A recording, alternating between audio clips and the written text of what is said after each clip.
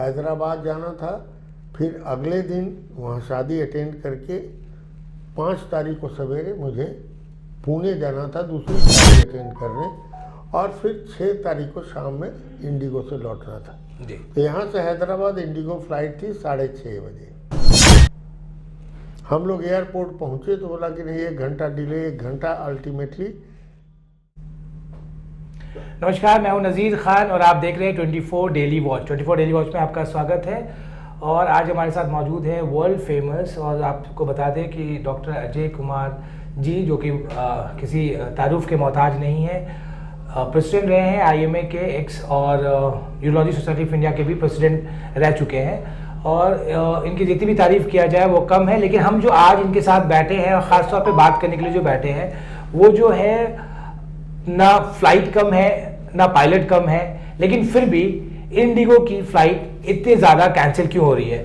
तो आज मेरे साथ डॉक्टर अजय सर हैं, हमारे साथ से बात करेंगे कि उनका क्या एक्सपीरियंस रहा जब वो एयरपोर्ट पे थे। तो सर, बहुत स्वागत है हमारे 24 डेली वॉच में आपका। थैंक यू नज़ीर। और तुमने जो ये प्रश्न पूछा है, ऑडियंस को बताया है कि ये प्रश्न हम है, तो उसके उत्तर में ही बताता हूँ कि 3 तारीख को मुझे जाना था हैदराबाद एक शादी अटेंड करने पत्नी के साथ, सपत्नी। मेरी वाइफ को प्रॉब्लम होती है, इसलिए वो व्हील चेयर पेशेंट, मैं व्हील चेयर पर रहती हैं। तो हैदराबाद जाना था, फिर अगले दिन वहाँ शादी अटेंड करके 5 तारीख को सवेरे मुझे पुणे जाना था दूसरी शादी अटेंड करने, और फिर 6 तारीख को शाम में इंडिगो से लौटना था जी। तो यहाँ से हैदराबाद इंडिगो फ्लाइट थी 6:30 बजे। हम लोग एयरपोर्ट पहुँचे तो बोला कि नहीं 1 घंटा डिले, 1 घंटा अल्टीमेटली फ्लाइट 9:30 बजे यहाँ से चली, 3 घंटा यहाँ से लेट, और बाकी जो समस्याएं हुई वो छोड़ दिया जाए। जब हम चले पुणे हैदराबाद से, तो चूंकि स्टार एयरवेज था, परफेक्ट टाइमिंग पर था, कोई दिक्कत नहीं हुई। लेकिन जो देखा मैंने एयरपोर्ट का पेंडेमोनियम, हंगामा और घेराव, मतलब इट वॉज अनप्रेसिडेंटेड। मैंने लाइफ में कभी भी किसी एयरपोर्ट पर इस तरह का नहीं देखा जो मैंने हैदराबाद में देखा। खैर, मैं पुणे में अपना फंक्शन अटेंड कर रहा था, तब तक एक मैसेज आया कि आपका कल शाम का फ्लाइट कैंसिल हो गया। मतलब 6 तारीख को मेरी डायरेक्ट फ्लाइट थी from Pune to Patna, cancel हो गई। तब तक तो मैं हल्ला हंगामा सुन ही रहा था कि भाई यहाँ का कैंसिल हुआ, इतना है 100 फ्लाइट कैंसिल हो गया, उतना 100 फ्लाइट कैंसिल हो गया। मैंने कहा लो भैया, अब हम क्या करें, वाइफ के साथ थे और वहाँ कितना क्या करते जी। तो फिर होटल में कितना रहते, चाहे जो भी था, शादी वालों के ऊपर क्यों बाहर रहते। तो मैंने कहा अपने आदमी को यहाँ पटना कि यार खोजो किसी तरह। बोला कि सर एक ही है कि आप 6 तारीख को तो अब नहीं आ सकते हैं, वहाँ रहना पड़ेगा। 7 तारीख को शाम में एक एयर इंडिया की फ़्लाइट मिल रही है जो कि दिल्ली ले जाएगी, और रात में वहाँ रुकना पड़ेगा होटल में, और फिर आपको पटना मंडे को, मतलब 8 तारीख को यहाँ पहुँचा देगी पटना 9:45 बजे। हमने कहा यार कम से कम उसको ले लो। अरे तो ये जो हालत हम देख रहे थे और टीवी पर और लोगों का, ये हमने कहा पता नहीं इंडिगो का फिर से ट्राई किया जाए कि नहीं। तो 82,000 रुपीज़ हम लोग दोनों को पड़ा वो टिकट जी। और उसके अलावा होटल में ठहरने का बुकिंग किया हमने, रात में रहने का एयरपोर्ट पर। तो कुल मिला के 1 लाख का चपत हमको पड़ गया।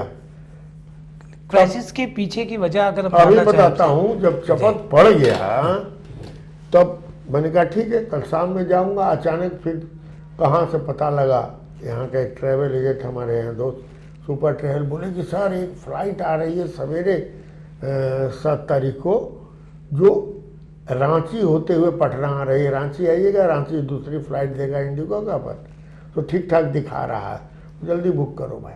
फिर उसको मैंने बुक किया। मैंने कहा चलो उसको कैंसिल करेंगे, जो 20-25 हज़ार रुपये काट करके पैसा लौटावे, घर तो आएंगे।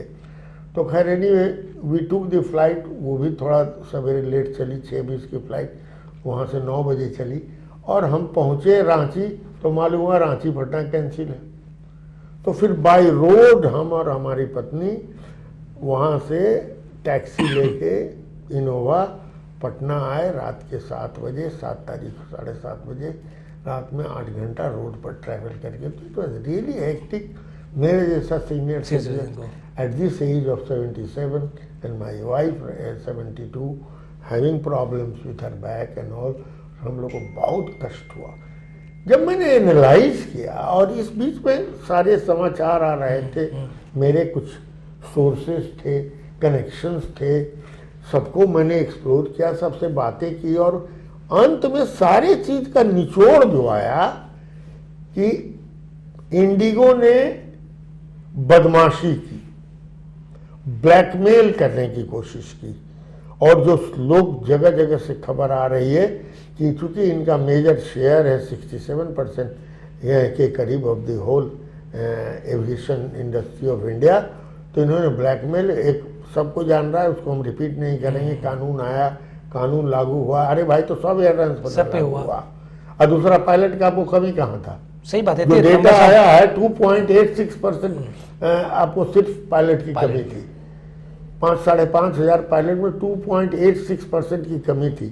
तो जो अचानक धबकाया, तो उसकी कई थ्योरीज आई हैं। एक तो थ्योरी है कि मैनेजमेंट से पायलट का ग्रुप बहुत नाराज है, उन्होंने बहुत बदतमीजी मैनेजमेंट में एक आदमी जो टॉप पर है वो नेदरलैंड्स का है, दूसरा व्यक्ति जो है अमेरिका का है, यांकी है, तीसरा व्यक्ति जो है वो भी उधर ही किसी साउथ अमेरिका का है, और बाकी इंडियंस भी जो 3-4 लोग हैं बोर्ड में, सब बदतमीज हैं। जैसा कि एनोनिमस एक लेटर में एक पायलट ने सारी कहानी बताई है, तो अंदर बहुत जोर का conflict between the employees and employers भी चल रहा था। ऊपर से सरकार ने जो नियम बनाया, तो एम्प्लॉयज टाइट हो गए कि ठीक है हम लोग इतने घंटा करेंगे, उससे भी उनको दिक्कत ज़्यादा नहीं होती, लेकिन उन्होंने भी कहा अच्छा हम सबक सिखाते हैं, और उस सबक सिखाने में सारी जनता पिस गई, और ऐसा टाइम उन्होंने चुना। हमको याद है जब प्रेसिडेंट ट्रंप आए थे एक बार इंडिया विजिट में, तो ये सब मिल करके एंटी सोशल सब दंगा करवा दिया है दिल्ली में।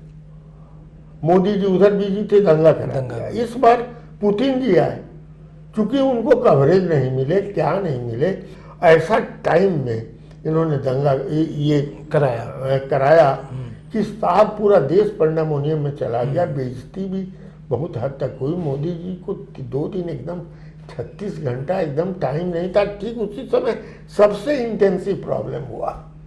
बाद में हमने और खोजा तो मालूम हुआ इनका और टर्किश एयरलाइन वाले की पार्टनरशिप है इंटरनेशनल लेवल पर। अब उस तरह का कोई षड्यंत्र है। मंत्री एविएशन ने भी इस बात की तरफ इशारा किया है कि कोई न कोई बात है जिसकी हम लोग पूरा का पूरा ये करेंगे, इन्वेस्टिगेट करेंगे। लेकिन हाँ कानूनी कार्रवाई होनी चाहिए कि नहीं होनी चाहिए? देखो ऐसा है, सबसे बड़ी बात होती है कि जो लोग ट्रैवल करते हैं वो बहुत इमरजेंसी में भी बहुत लोग ट्रैवल करते हैं, किसी की कुछ अनहोनी हो जाए तो कोई आदमी का मर रहा है, किसी कोई तो वहां पर मुर्दा मैंने क्या कहते हैं बॉडी भी लेके लोग आ रहे थे, मर गया था कहीं पर, कोई शादी थी, अरे मत पूछो, सबने टीवी पर देखा है। और मैं नहीं चाहता हूँ इसका वर्णन करना, मैं तो भोगी रहा। जिस तरह से लगता था किसी तरह से पटना पहुंचे, ये फ्लाइट कैंसिल, वो फ्लाइट कैंसिल, ये फ्लाइट, घबराहट हो गई। लेकिन ये मैन मेड सिचुएशन क्रिएट किया गया था और इसके लिए सरकार ने अभी शुरू किया है। ये इनसे मांगा गया, इनके सीईओ से जो नेदरलैंड वाला है जी, कि साहब आप शो को नोटिस दिया और 24 घंटा में जवाब। कल मैं मिनिस्टर का इंटरव्यू देख रहा था, उन्होंने कहा कि जवाब तो आ गया है, ये हमारे डिपार्टमेंट जी उसको देख रहा है, अभी तक पूरा जवाब हमने पढ़ा नहीं है। उम्मीद है if I know this government and if I know this Modi ji, वो छोड़ेंगे नहीं, ये पक्की बात है। जिस तरह से लोग सफर किए हैं, it is unprecedented ji.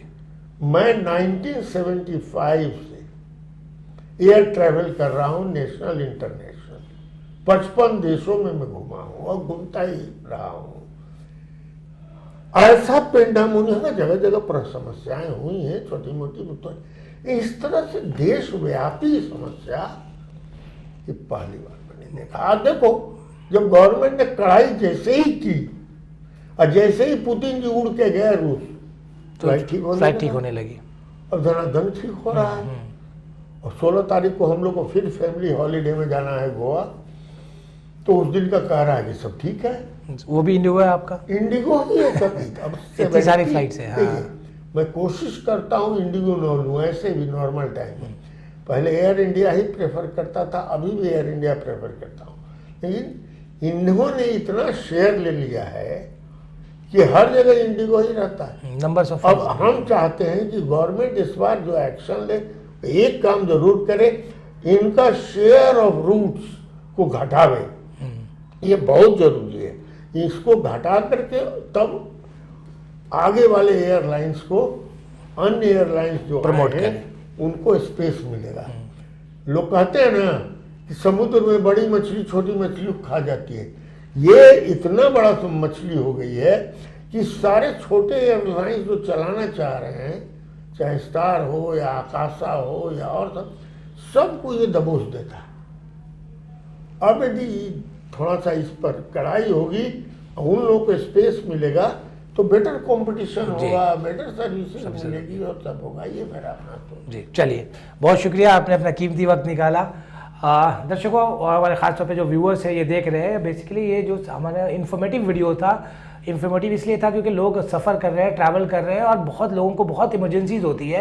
Airport से लोग फ्लाइट से इसलिए ट्रैवल करते हैं कि टाइम उनका सेविंग हो, और जब आपका टाइम ही नहीं बचेगा और आप एयरपोर्ट पे आके फंस जाएंगे, फिर आपके पास कोई भी पॉसिबिलिटीज़ नहीं होती, क्योंकि आपका वक्त बर्बाद हुआ, आपका टाइम हुआ, और आपके साथ पैसे भी बहुत ज़्यादा जाते हैं।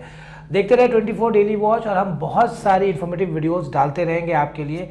तब तक मुझे यानी नज़ीर खान को दीजिए इजाज़त। नमस्कार।